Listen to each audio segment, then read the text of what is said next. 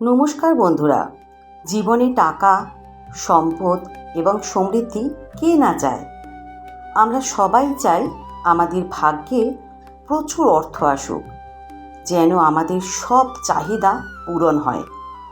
কিন্তু জানেন কি, টাকা আসার আগে বড় মা আমাদের কিছু বিশেষ সংকেত দেন। এই সংকেতগুলো যদি আমরা বুঝতে পারি, তাহলে আগে থেকেই জেনে নিতে পারি যে আমাদের জীবনে ধনসম্পদের প্রবাহ শুরু হতে চলেছে। অনেকেই বলে, আমার ভাগ্যে টাকা নেই, আমি তো কষ্ট করেও কিছু পাই না। কিন্তু বড়মার কৃপা যার উপর পড়ে, তার ভাগ্য বদলে যেতে সময় লাগে না।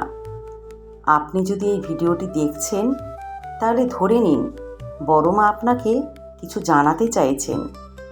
তাই আজ আমরা জানব বড়মার দেওয়া 10টি বিশেষ সংকেত, যা বোঝায় যে আপনার জীবনে প্রচুর টাকা আসতে চলেছে। স্বপ্নে মা কালী বা বড়মাকে দেখা।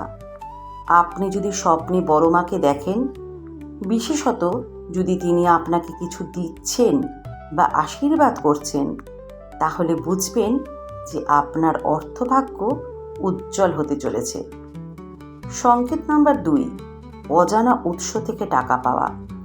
যদি হঠাৎ করে এমন কোনো অর্থ পান যা আপনি আশা করেননি, যেমন পাওনা টাকা ফেরত আসা, বোনাস পাওয়া বা উপহার হিসেবে টাকা পাওয়া, তাহলে বুঝবেন বড়মার কৃপা আপনার উপর আছে। বড়মার মন্দিরে ঘুঘুর ডাক শোনা। যদি আপনি বড়মার মন্দিরে যান এবং সেখানে ঘুঘুর ডাক শুনতে পান, তাহলে এটি খুবই শুভ সংকেত। এটি বোঝায় যে আপনার জীবনে খুব দ্রুত ধনসম্পদ প্রবেশ করতে চলেছে। লাল রঙের ফুল অপ্রত্যাশিতভাবে পাওয়া।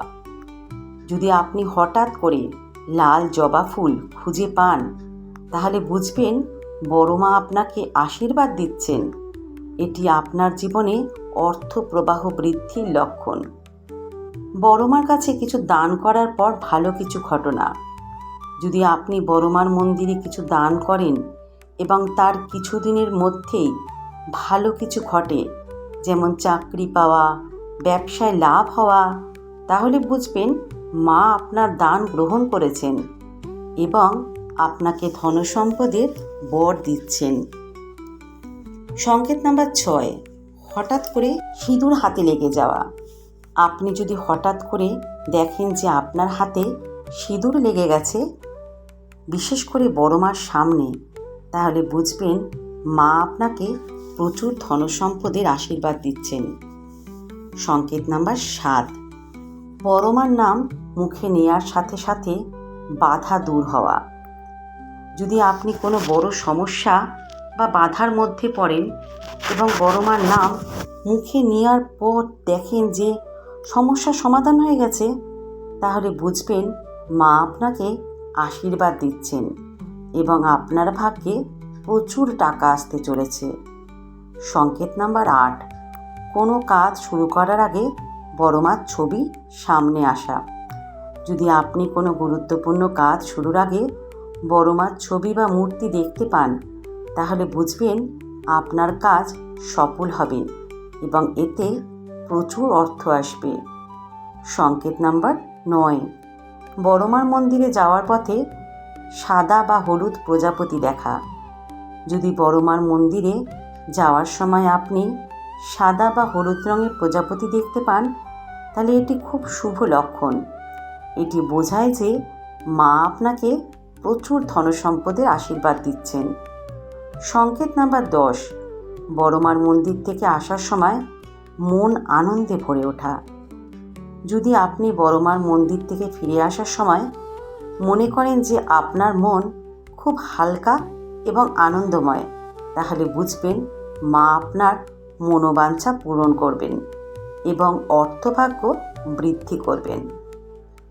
বড়মা কখনো আমাদের একা ফেলে দেন না।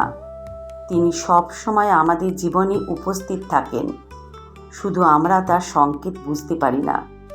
এই 10টি সংকেত যদি আপনি পান, তাহলে বুঝবেন আপনার জীবন বদলে যেতে চলেছে। প্রচুর ধনসম্পদ আসতে চলেছে। আপনার জীবনে বড় মার কৃপা থাকুক।